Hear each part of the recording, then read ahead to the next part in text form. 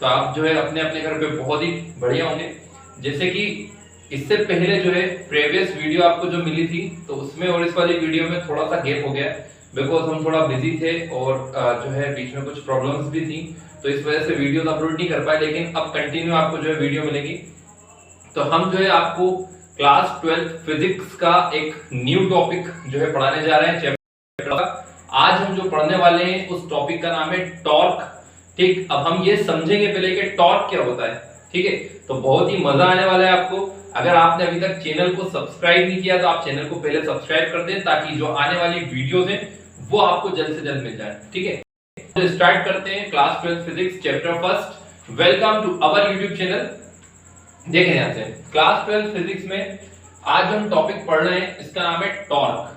ठीक है, तो जनरली टॉर्क का मतलब क्या होता है? ठीक है ना, टॉर्क का मतलब होता है हिंदी में प्रत्यानयन बलयुग्म आघूर्ण। ठीक है ना, मतलब ये एक बल यानी फोर्स का एक युग्म होता है। युग्म मतलब एक पेयर होता है, मतलब जब दो फोर्स एक साथ लगते हैं तो उसे टॉर्क बोला जाता है। ठीक, लेकिन हम इसको थोड़ा सा अगर डिटेल में समझें तो मैं आपको समझाता हूं टॉर्क क्या होता है। देखिए, जो मोशन होता है हमारा, मतलब कि गति जिसे हम बोलते हैं, तो मोशन दो टाइप का होता है। ठीक है, मोशन कितने टाइप का होता है? दो टाइप का होता है। एक तो होता है इसमें एक मोशन होता है लीनियर मोशन। कौन सा वाला होता है? Linear motion. और दूसरा जो मोशन होता है वो क्या होता है? Rotational motion. ठीक है ना, एक होता है लीनियर मोशन और एक क्या होता है? Rotational motion. ये दो टाइप का मोशन होता है, एक लीनियर और एक क्या होता है? रोटेशनल। ठीक, अब जो लीनियर मोशन होता है इसका मतलब होता है जब कोई सी चीज, जब कोई सा ऑब्जेक्ट अगर सीधे सीधे चल रहा है, जब कोई सा ऑब्जेक्ट कहां चल रहा है? सीधे सीधे एक लाइन में चल रहा है। समझ में आ रही है? तो उसे हम बोलेंगे लीनियर मोशन। बात समझ में आ रही है? या तो ऑब्जेक्ट इधर जाए या उधर से कहां जाए? इधर आ जाए। ठीक है ना, तो इसे क्या बोला जाएगा? Linear motion. और रोटेशनल मोशन में क्या होता है? ऑब्जेक्ट गोल गोल घूमता है, रोटेट होता है। बात समझ में आ रही है? रोटेशनल में ऑब्जेक्ट क्या होता है? रोटेट, ऐसे गोल गोल घूमेगा, शक्तिमान वाली स्टाइल में। और लीनियर मोशन में क्या होता है? ऑब्जेक्ट एक तरफ जाता है, जैसे या तो सामने की तरफ या फिर इधर की तरफ। बात समझ आ गई? तो लीनियर मोशन में ऑब्जेक्ट एक लीनियर यानी एक लाइन में चलता है और रोटेशनल मोशन में ऑब्जेक्ट क्या होता है? रोटेट होता है। रोटेट मतलब घूमता है। तो आपको समझ आ रहा होगा कि मोशन दो टाइप का होता है, लीनियर मोशन और रोटेशनल मोशन। ठीक, अब हम इसको आगे कंटिन्यू करते हैं। अगर हम लीनियर मोशन की बात करें तो लीनियर मोशन की अगर हम बात करें तो लीनियर मोशन के अंदर जो है डिस्प्लेसमेंट को, लीनियर मोशन में डिस्प्लेसमेंट को, ठीक है, लीनियर मोशन में डिस्प्लेसमेंट को एस से डिनोट करते हैं। तो यहीं पे अगर हम रोटेशनल की बात करें तो इसको थीटा से डिनोट किया जाता है। आ रही बात समझ में? अगर हम लीनियर मोशन में वेलोसिटी की बात करें, ठीक है, तो वेलोसिटी या तो u होती है या v होती है। काय के अंदर? लीनियर मोशन में वेलोसिटी क्या होती है? तो u या v। और रोटेशनल मोशन में वेलोसिटी जो होती है या तो ओमेगा होती है या ओमेगा नॉट होती है। आ रही बात समझ में? वेलोसिटी या तो u होती है लीनियर में, ये क्या होती है? v। और रोटेशनल मोशन में वेलोसिटी क्या होती है? या तो ओमेगा या ओमेगा नॉट। तो एज इट इज अगर हम फोर्स की बात करें तो जो फोर्स होता है लीनियर मोशन में वो क्या होता है? F। ठीक, as it is rotational motion में फोर्स क्या होता है? टाउ। ठीक है ना, इसको हम बोलते हैं टॉर्क। ये आपको दिख रहा होगा, ऐसे वाला निशान है, ऐसा यूं करो, नीचे एक डंडा। ठीक है, ऐसा हमने ये करा इसको ऐसे में और एक डंडा लगा दिया सर ट्यों। अरे बात समझ में? तो ये क्या बन जाता है? टॉर्क लीनियर मोशन में। ठीक है, डिस्प्लेसमेंट क्या होता है? s। रोटेशनल मोशन में डिस्प्लेसमेंट क्या होता है? थीटा। वेलोसिटी u और v होती है, तो यहाँ पे velocity omega omega naught, angular velocity बोलते हैं इसको। फोर्स होता है यहाँ पे F, तो यहाँ पे क्या हो जाएगा? टॉर्क। क्योंकि यहाँ पे टॉर्क क्यों होता है? क्योंकि रोटेशनल मोशन में फोर्स दो टाइप से लगता है। जैसे कि सपोज ये आपके पास है मार्कर, ठीक, अब इस मार्कर के ऊपर अगर अपन फोर्स लगाएंगे तो इसको ऐसे करके घुमाना पड़ेगा, इस ढक्कन को खोलने के लिए ऐसे घुमाना पड़ेगा। ठीक है ना, अभी हम इसको घुमाते हैं, ये ऐसे, तो ये हम घुमा रहे हैं। ठीक है, अब इसको घुमाने के लिए अगर आप कोशिश करोगे कि अगर इसको अपन एक हाथ से घुमा दें, एक उंगली से, तो ये नहीं खुलेगा। इसके लिए आपको कितने फोर्स एक साथ लगाने पड़ेंगे? दो, ऐसे करके। ठीक है, ये खुल गया, ये दो फोर्स हमने एक साथ लगाए तो ये खुल गया।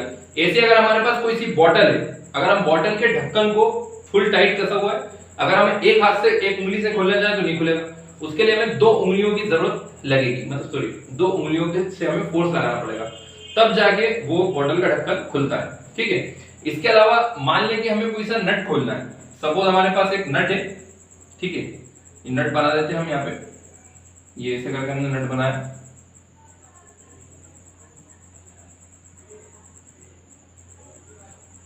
ये हमने नट बनाया, ठीक है ना। अब इस नट को हमें खोलना है, सारी बात समझ में। तो नट को खोलने के लिए हम क्या लेते हैं, पेचकस लेते हैं। ठीक, अब जैसे हम पेचकस को यहाँ लगाएंगे तो हमें पेचकस को ऐसे करके घुमाना पड़ता है, मतलब वही 2 फोर्स वहां पे भी लगते हैं ऐसे। देखिए ये ऐसे, ठीक है ना, ये इस टाइप से खुलता है नट, सारी बात समझ में। तो नट को खोलने के लिए भी 2 फोर्स एक साथ लगते हैं, तो जब 2 फोर्स एक साथ लगते हैं तो उसे बोला जाता है, उसे बोलते हैं टॉर्क। आगे बात समझ में। तो आज का जो हमारा टॉपिक है वो क्या है, टॉर्क। तो आप इसका स्क्रीनशॉट ले लें ताकि आपको ये याद रह जाए। ठीक है, फिर हम आगे कंटिन्यू करते हैं। ले ले स्क्रीनशॉट, पॉज करके भी स्क्रीनशॉट ले सकते हैं। ठीक है, अब आगे हम कंटिन्यू करते हैं टॉर्क वाला टॉपिक। चैप्टर फर्स्ट पढ़ना है फिजिक्स में। ठीक, चैप्टर फर्स्ट के हमने आपको बहुत सारे टॉपिक जो है समझा दिए।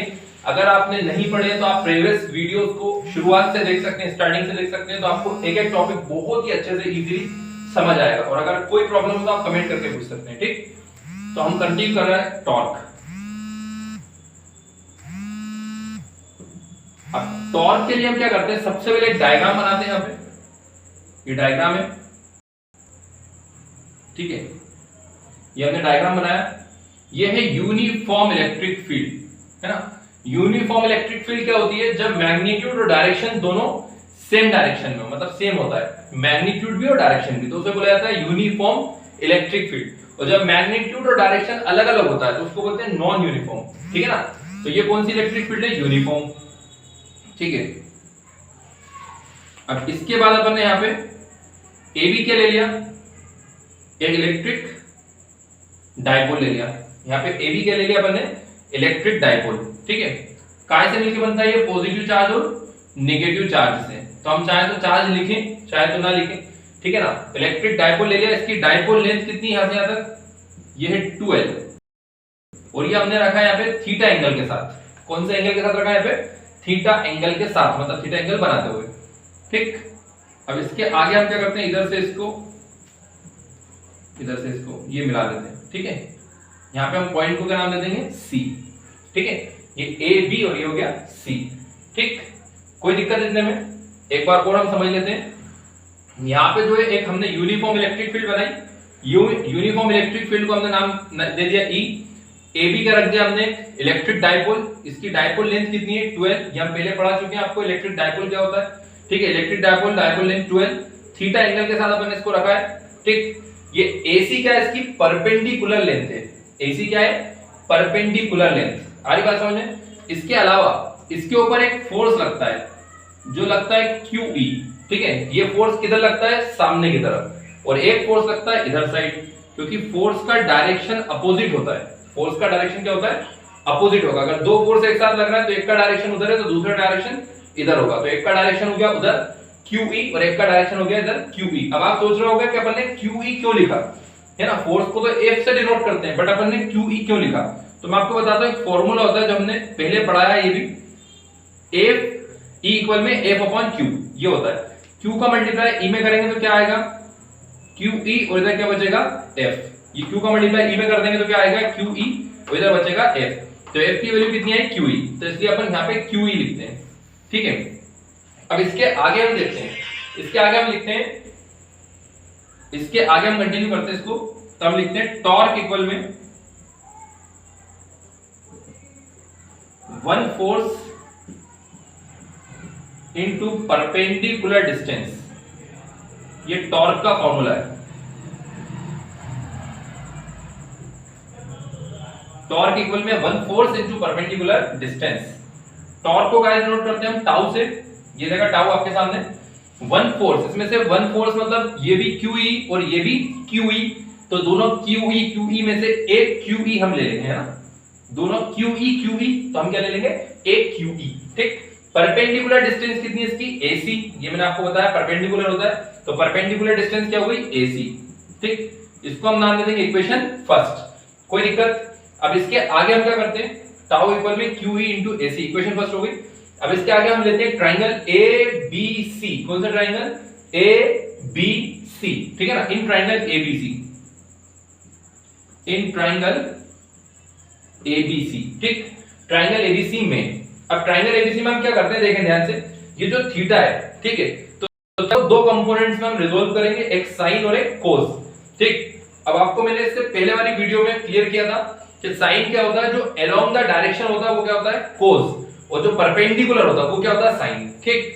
अब जो हमारा डाइपोल है, इलेक्ट्रिक डाइपोल, वो कैसा रखा है, इलेक्ट्रिक फील्ड के परपेंडिकुलर, इलेक्ट्रिक फील्ड के परपेंडिकुलर रखा है, तो इसलिए हमारे लिए कौन सा थीटा काम का होगा, साइन थीटा, ठीक। तो हम यहाँ पे लिखते हैं साइन थीटा की value in triangle ABC, sine theta equal में परपेंडिकुलर अपॉन हाइपोटेनियस, तो परपेंडिकुलर कितना है, AC, और हाइपोटेनियस कितना है, ये हाइपोटेनियस है हमारे पास 2L, ठीक।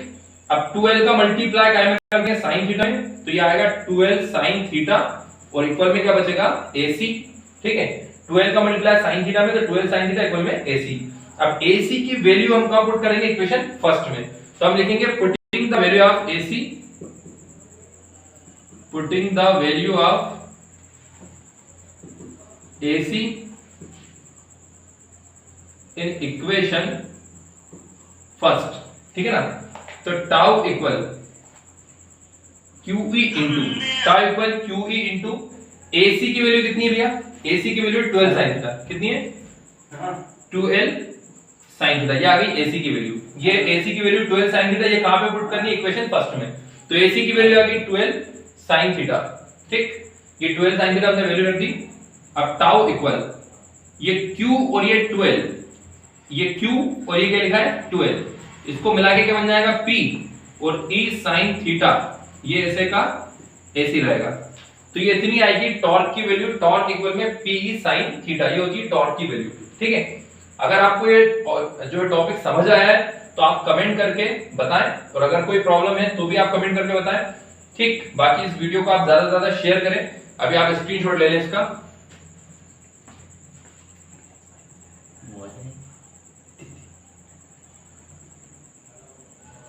ले लिया स्क्रीनशॉट ले लिया आपने, ठीक है।